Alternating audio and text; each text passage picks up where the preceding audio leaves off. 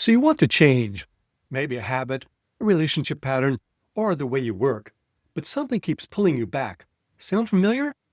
The desire for personal growth can sometimes collide with our personality traits, much like a bird hitting a window it couldn't see. The parts of our personality that limit us may not be visible at first, and they cause us suffering. I'm Gary Trosclair, psychotherapist, Jungian psychoanalyst, and author of the Healthy Compulsive Project book, blog, and podcast. And in this episode, I'll break down the 6 specific reasons why change is so hard for perfectionists, obsessives, and type A personalities. And starting today, I'm also experimenting with video. Because if I'm going to ask you to get out of your comfort zone, I should be doing the same thing myself. It's also a chance for me to practice tolerating imperfection. So join me for episode 113 of the Healthy Compulsive Project podcast. 6 reasons perfectionists struggle with change. So you want to change, but you're finding it harder than climbing Mount Everest. Your discouragement is understandable. There are plenty of reasons for the difficulty in making change. I've been a psychotherapist for about 35 years now, and I've seen a lot of things that slow people down from becoming healthier perfectionists. But if we're aware of the blocks, they're less likely to get in our way. To try to make them more recognizable, I've narrowed them down to 6 main issues. I'll explain these in a moment, but first, just so that we're on the same page, here are 6 of the things that I imagine my readers and listeners might want to change. Have less need for control, order, completion, and resolution. Be less perfectionistic, angry, and critical about themselves and others. Not be so rigid about things needing to be a certain way. Not think about what others think of them so much. Be less obsessive, worry less, and procrastinate less. Be less hurried and urgent. Assuming these types of changes appeal to you, let's dig into what makes them hard to achieve. So the first of the 6 is that you may adopt avoidance goals rather than approach goals. I set you up for failure with that list. Notice how the goals I tried to get you to agree to are all about being less rather than more. These goals are motivated by avoidance rather than approach. While avoidance motivation can sometimes be helpful, it usually doesn't get you where you want to go. If you want to stop or limit some sort of behavior, you'll need to replace it with something more meaningful. Let's try those goals again. 1. Have more capacity to let go, be more accepting, and appreciative of life as it is, especially when throngs of unresolved issues shout at you. Have more affection and compassion for your less perfectionistic self, and for others who don't get the glories of perfectionism. Be more flexible, open-minded, and receptive. Follow your North Star, even if others think it's the wrong direction. Be more proactive and take more steps to live out your values. Be more patient and present, savoring the moment. When our kids were very young and we started taking them hiking, it was much easier to get them up to the top of the mountain where there were fields of fresh blueberries just waiting to be picked and savored. Ask any coach, you can't win with just defense. You need offense too. You can't score if you don't shoot. The second issue is that your impatience may be holding you back. Change takes time to occur, time to become visible, and perhaps more patience than you have yet to summon. Your thirst for change, paradoxically, makes it more difficult because you get impatient and, as we all know but fail to accept, haste makes waste. The impatience buys into all or nothing thinking. For instance, you start meditating but give it up after 2 months when you don't reach nirvana. You start therapy but quit after 3 months because you still have uncomfortable feelings. You start going to the gym but give up because you don't look as good as all those people on Instagram. I know the feeling. This is too slow. I have to do something drastically different now. We both have to get over it. Neither the world nor our personal complexes will move at our urgent pace. Our speedy demon egos will need to accept life at life's tempo. Being impatient is not only unpleasant, it's also unproductive and undermining. As people with compulsive and perfectionistic traits, we're set up to fail in this regard. We despise inefficiency, and we're quick to jump to the conclusion that a given approach to change is insufficient and inefficient. To get down to the good stuff, rather than only digging superficially and changing strategies when things get tough, we need to dig one hole deep by staying with reliable strategies. In preparation for this episode, I interviewed the Tortoise. That's right, the tortoise who outraced the hare. I asked him how he had done it. He told me that he studied the compound effect, the message of which is, in order to succeed at anything, we need to recognize the importance of small, consistent, prudent behavioral choices. Real progress builds on itself. Life hacks and quick fixes can't do that. We reach our goal with every little step. Progress builds slowly at first, but more quickly, even exponentially as time goes on. For the tortoise, that meant one small step at a time, because all those steps, with few deviations, add up over time, and all that consistency paid off when he reached the finish line before the hare. He told me the classic example of the compound effect. If given a choice between getting one magic penny that doubles in value every day for 31 days or getting $3 million, what would you choose? Well, what fool would take a magic penny? But if we did choose the magic penny, after 31 days, we would have $10 million due to the compound effect. Meanwhile, the impatient fool who took the $3 million has already spent it all on cars, Rolex watches, and DoorDash. The tortoise's magic penny was simply taking step after step.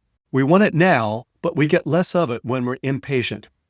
Before you give up and trash your latest self-improvement project, remember that the genome wasn't built in a day. We need to stick with our program. I've had lots of experience with this as a musician. We have to practice daily to make progress, and that includes a lot of repetition. After a while, it pays off and it's really a blast. Similarly, to change psychologically, we need to practice daily in order to lay down new neural patterns to override the old ones. I'll make some suggestions about how to do this at the end of the episode. We also need to tolerate setbacks. If you expect your efforts and results to be consistent, and you chastise yourself when they're not, you're buying into the worst of your perfectionism and selling short your progress. Don't go all or nothing, and don't make this another control project. And get your ego out of it. This is not an inquisition into your goodness. Progress is not always predictable, perceptible, or perfectible, and it's certainly not always linear. You may feel that you're revisiting the same issues and over again. Chances are, though, that you're revisiting them at higher levels as if you were just ascending a spiral rather than just going in circles. Enlist your perfectionistic, obsessive-compulsive determination in the service of patience and persistence. The tortoise was obsessively and compulsively persistent, and he won the race. The third issue is that you may magnify difficulties and consequences. You may see change as more monumental than it really is. It's the old mountain out of a molehill thing, with the caveat that it really is a hill, not just a molehill. Still, it's not a mountain, and you magnify how steep it is. Compulsives often imagine that tasks are more difficult and the consequences are more dire than they really are. I covered this extensively in podcast episode 82, in case you want to go back and take a look at that. We imagine too far into the future, and we imagine it negatively and inaccurately. Especially the thinking planning types among us. They try to foresee everything they have to do in order to prevent disasters before they happen. Nice idea, but it doesn't work. It's just another flavor of over-control. How does this mountain climbing perspective prevent change? You resist starting to climb the hill because it looks too steep. You exert more energy and don't pace yourself. That's not efficient. You're more likely to give in to despair or burnout from overworking before you reach the top. Remember the story of Chicken Little?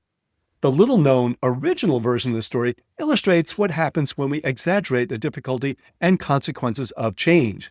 So Chicken Little is in a bind because she has both a high school PTA meeting and a middle school band booster meeting on the same night. Missing either one predicts certain disaster to her. She tells her therapist about her predicament. Her therapist suggests she'll feel much better if she doesn't take so much responsibility. To her, not taking so much responsibility would be climbing Mount Everest. And because her defensive strategy of over-responsibility is threatened, when Chicken Little thinks about not attending both the PTA and band booster meeting this week, she believes the sky will fall. I'm not mixing metaphors here. This is what happened when she imagined a tall mountain. Anyway, convinced of the impending doom, she warns all of her feathery friends and they hustle off to tell the king. But they don't know where he is. Overhearing all of this, Foxy Loxy agrees to take them to the king to tell him about the problem. Instead, he leads them to his den, and he has oodles of chicken dinners for the next week. Chicken tikka masala, chicken shawarma, and coq au vin. If you fall for the illusion that the problem is monumental and the sky is falling, you're cooked. It's not a mountain and the sky is not falling. One reason that we magnify the difficulty of change is that we buy into the lie of fixed mindset, thinking that human capacity, or avian capacity, for learning and growth are set entirely by genes. We say, if I can't make this change right away, that means I'm just not good at it and I'll never get it. Instead, we need to work from growth mindset, the belief that with commitment, our capacities and talents can improve over time. Notice that it never occurred to Chicken Little that she could learn to tolerate the discomfort of taking less responsibility. Some of this comes from comparing. You will want to give up if you think others are able to change more easily than you because they're more gifted all the way back to diaper days. And now their Instagram posts are beyond enviable. How come Sam could just turn his brain off so easily? He just floats through life while I'm stuck in the swamp of obsessions. I'll never be able to make that change. Don't fall for it. The fourth issue is that you might set unrealistic goals for change. In contrast to those who see things as insurmountable, some make change difficult by aiming for Everest. For instance, if you think you're going to be as calm as Mr. Rogers from the television show A Beautiful Day in the Neighborhood after 3 sessions of psychotherapy, you should go to therapy to get that idea fixed. This is actually a common unrealistic goal. Therapists often need to help patients relinquish the goal of not having bad feelings anymore. If that's your expectation, you will be disappointed. And worse, you won't know how to handle the disappointment. If you accept that the goal is to be able to exist alongside uncomfortable feelings without identifying with them. I mean things like, I am depressed, I am apoplectic, I am disappointed. You'll be moving in the right direction and see more change. Of course, this is just one example of an unrealistic goal. There are many, and we've been warned by the great writers and thinkers of the world. Their characters sometimes set unrealistic goals and illustrate what happens. There's Don Quixote, who tilted his lance at windmills with the goal of being a chivalrous knight. Nary a dragon did he slay, and nary a damsel did he rescue. Then there's Icarus. His father warned him not to fly too high and not to fly too low, but of course he flew too high anyway. He fell into the sea. Then of course there's Captain Ahab, who chased the great white whale, Moby Dick, until almost everyone in his ship drowned when the aquatic beast turned the ship over like it was a child's paper boat. Ahab could have saved all of us the trouble of reading the 800 pages and saved lots of trees from being cut down to make those pages if he had accepted that he did not have to prove himself by conquering Moby Dick, his Everest. We make problems when we make unrealistic goals. Let the bloody whale be. Okay, Gary, enough with the literature review. How does this manifest in real life? Here are just some examples of unrealistic goals. Expecting to never feel annoyed by your partner, children, or mother-in-law. Expecting to never react negatively to the misalignments, misanthropes, and misdeeds all around you. Expecting never to want to have things resolved. Expecting to finish the screenplay in 3 weeks. Expecting never to worry about money again. It's okay to moderate your goals. People often change their goals once they get into therapy and start to develop more awareness, or once they start up the hill by themselves, and that's fine. The fifth possible issue is that you're probably too much in your head. Change is not just the result of better thinking. It also takes emotional engagement, imagination, and behaving the opposite of the way you usually behave. If you're trying to change only by figuring things out, you're disconnecting from your body and your feelings, and you wonder why they won't listen to you. They can't hear you when you're that far away. Yes, insight is important, but if you don't slow down enough to talk about that insight with your gut and feel the feelings that you've been avoiding so much of your life, change will be slow in coming. The core cause of obsessing is the effort to think your way out of a feeling. You might have noticed it doesn't work.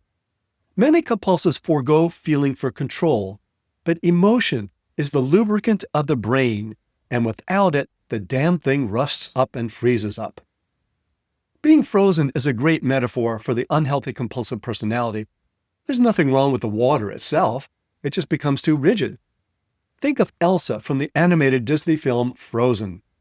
When young, Elsa uses her inborn capacity to create ice and snow to amuse herself and her sister Anna. But over time, she loses control of her capacity and freezes out everyone.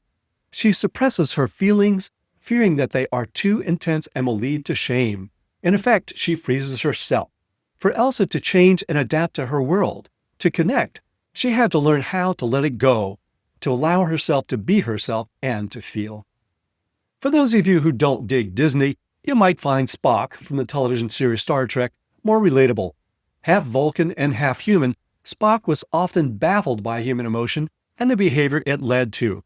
In order to function with humans and to find his own fulfillment, he had to learn the language of emotion. Otherwise, half of him was left out. He couldn't merely figure it out intellectually. He had to experience feeling to change. So, if you are perfectionistic, obsessive, or compulsive, and you want to change, the challenge may be to allow yourself to have feelings such as insecurity, uncertainty, and fatigue from trying to be so perfect. These are the actions that allow us to change. You can't put your feelings in cold storage and expect to be flexible.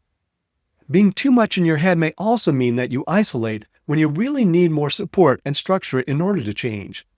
Social contact can get us out of our head and lead to emotional experience. For some people, friends and family are enough support. For others, therapy is the ticket. But some people need the structure of a group. Many medical students study together and that's what gets them through. Many people are better able to maintain weight loss with the support of a group. Unfortunately, there aren't a lot of support groups for people with OCPD or perfection. But you don't have to have a perfect match to get the benefits. The factors in groups that seem to help are regular attendance, accountability, repetition over time, and social norms that support persistence. People with OCP are reluctant to delegate, and this may seem like a form of delegation, but it's also a path to change. The sixth and final possible issue about change for you is that you may cling to the fringe benefits of being obsessive-compulsive. It will make it harder to change if you still get something out of your old ways. We call these secondary gains. For instance, if you're sick, the secondary gain is that you don't have to do the dishes or the laundry or even act very nice. Cool. But it also makes it harder to start feeling better, which is not to say I think you're malingering, but that outside of your awareness there may be resistance to change because you'd lose something sweet if you gave up the status quo. Other secondary gains could be an identity as a virtuous person, a competent person, or a perfect person. Change might require modesty and giving up the king on the mountain position. And then there are the fringe benefits of identifying as a victim. Someone else has been bad to you, and therefore you are good. It's simple logic, and flawed logic. Frank has to decide what to do with this evening. He can choose to stay up all night to correct someone else's errors on their team project, proving that he is the victim of someone else's sloppiness. Then he could display his victimhood in the meeting tomorrow morning. Or he could not take too much responsibility and watch a few episodes of Friends. For him, the first option is sexier. Few of us are not tempted by the siren call of the victim. If you're upright and virtuous, you may choose to clean up all the slap of the muggles around you. Remember, muggles are the normals in the Harry Potter world who don't get the magic of perfection, production, and control. Anyway, if you do choose to do this, to clean up the sloppiness of all the muggles, you may feel the warm bath of being the casualty of their laziness. Another area of fringe benefits is the comfort zone of risk aversion. You're not willing to take the chance of getting anything wrong, being shamed, or shaming yourself for not obsessing and compulsing so much that you get it perfect. The risk you fear is getting a whooping from your inner critic for letting go of control. That makes change very difficult. Now let's talk about some takeaways about how to change. Because repetition is a technique that helps us to change, let's summarize and reinforce what we've discussed. Don't just sit there and avoid what you don't want. Go after what you do want and what has meaning for you. Don't give up and jump from one change strategy to another.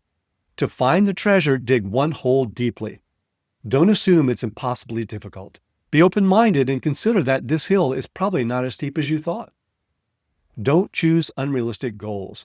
Taking small steps consistently will get you very far. Get out of your head. Get into your feelings. Don't avoid negative feelings. Allow hopeful feelings to motivate you and get help.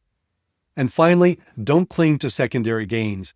Acknowledge what you get out of old ways and ask whether that makes it worth staying stuck in the status quo. Now, I'm going to name 11 ways to apply these ideas in very practical ways. I'd suggest that you choose 3 of them that address your specific goals to focus on each day. 1. Spend 5 minutes less each day cleaning or organizing. Do something fun instead. 2. Work 20 minutes less each day. 3. Rest 10 minutes each day. 4. Find 3 opportunities each day to let go and be more flexible. 5. Tolerate one unknown each day by not planning it out. 6. Accept one imperfection in your work each day. 7. Spend $1 you don't need to each day. 8. Let someone get away with one imperfection each day without correcting them. 9. Find 3 opportunities to compliment someone each day. 10. Make one decision each day not to try to please someone else with your perfect behavior. And finally, 11. Take 20 seconds to review your list of 5 most important values each day. Each of these may make you feel like you're about to lose something. That's a signal that change is coming, and that's worth it. You can find transcripts of this podcast with links to research sources and lots more at the Healthy Compulsive blog, www.thehealthycompulsive.com. If you'd like to subscribe to the Healthy Compulsive podcast, hit that subscribe button. And for a thorough guide to cultivating the positive potential of the compulsive personality, find my book on Amazon, The Healthy Compulsive: Healing Obsessive-compulsive Personality Disorder and Taking the Wheel of the Driven Personality. And if you find any of these helpful, let others know by leaving a review. Till next time, enjoy the drive.